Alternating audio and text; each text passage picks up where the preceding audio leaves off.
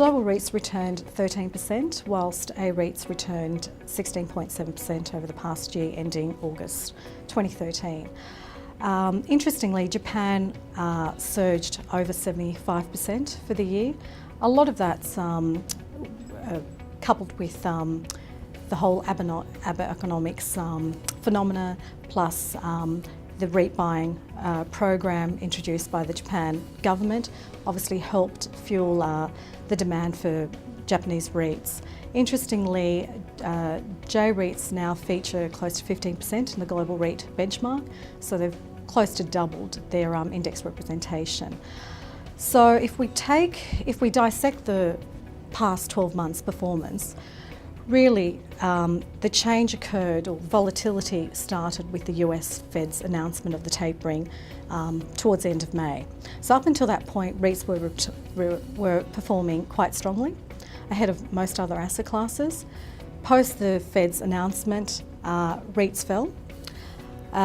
What the tapering announcement brought was higher US 10-year bond rates, which is not a great story for REITs in general.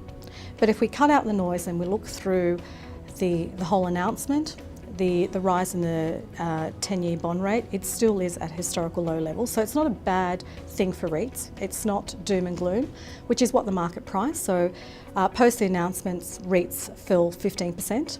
So you can almost argue now it's a great buying opportunity. They're trading, where they were trading at premium to NAV, they're close to, in some cases, discounts. You can find some really good buying opportunities.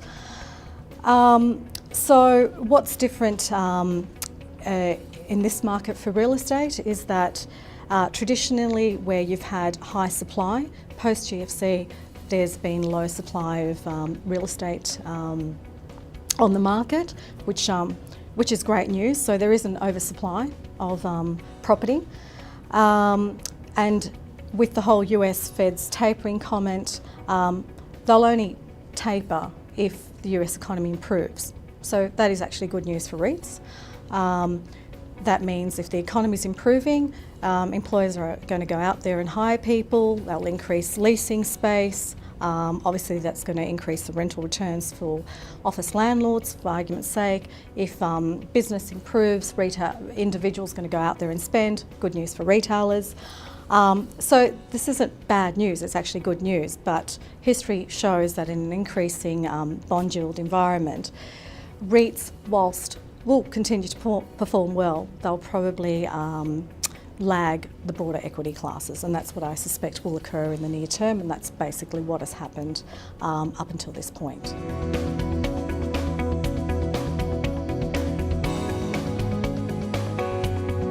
Undoubtedly, I think the US economy is in a much healthier position. So yes, at sort of various questionable paths, but overall, compared to, say, the rest of Europe, US is ahead in the recovery path post the GFC. So I think there are pockets of value to be found, particularly with REITs, US REITs falling more than 15% since the US Fed's tapering announcement back at end of May. So definitely value to be had in the US market. Europe, positive macro data is coming out of Europe, so there will be pockets of strength there. There are opportunities there. Our home country, post the elections, that's sort of that has helped business sentiment. It's an improving outlook definitely in the residential market. I mean, all you have to do is look at the auction results. They're at historical high records. So definitely residential is a bright spot, along with industrial, with the whole the high Aussie dollar, so that's attracting a lot of support for the industrial sector. So domestically, with the elections out of the way, it has improved business sentiment. So, and it's also helped the residential market, so there's a lot more buying activity. The auction results speak volumes, so it's at historical high records. So undoubtedly residential is a bright spot in the market. Industrial as well is another flavour of the month. It has been for over the past year, and I suspect it will continue. So the improving residential outlook is in contrast to the weak retail and office leasing environment, which is quite subdued. In fact, Lendlease came out today announcing that they're struggling to find an anchor tenant in one of the towers. So it's the last tower to be built, which they initially mentioned that it would be ready by 2016, providing there is an anchor tenant. They have struggled to find an anchor tenant, and I think that's just indicative of the difficulty leasing environment displayed in the office market domestically.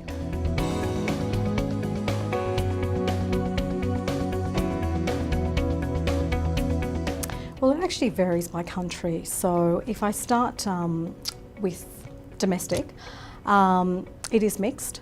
So traditionally, the retail market, for example, you have Westfields that their leases are linked to CPI, and then you have other players that are fixed rental reviews, so typically 2 to 3%. So it is actually a mixed bag. But if you look at the actual domestic index, Westfields Group features close to 38%, along with Westfield Retail Trust.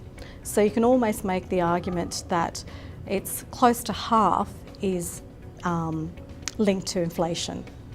Now, compared to the rest of the world, Europe probably, again, it varies by country, but typically it is linked to inflation, or CPI linked.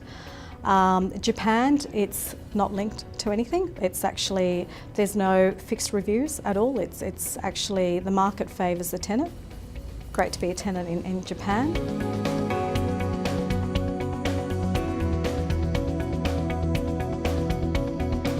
The global universe is growing, and it does offer a wider, diverse sector base. So basically, traditionally we have here in Australia, we have commercial, industrial, retail. When you look offshore, you've got other opportunities. Residential, it's a higher market, say in the US. It's more prevalent there than domestically. Domestically, exposure to residential, you could arguably gain that from Mirvac and Stockland, but that isn't a pure residential play. You have other markets or other subsectors such as student housing, that is rampant, say, in the US and the UK as well. We don't offer that market here. You've got the healthcare sector. So it's all these wonderful opportunities that you can gain from global REITs as opposed to just domestic REITs. So in an overall portfolio context, there's greater alpha opportunities with the greater number of subsectors that an investor can invest in, as well as countries on offer.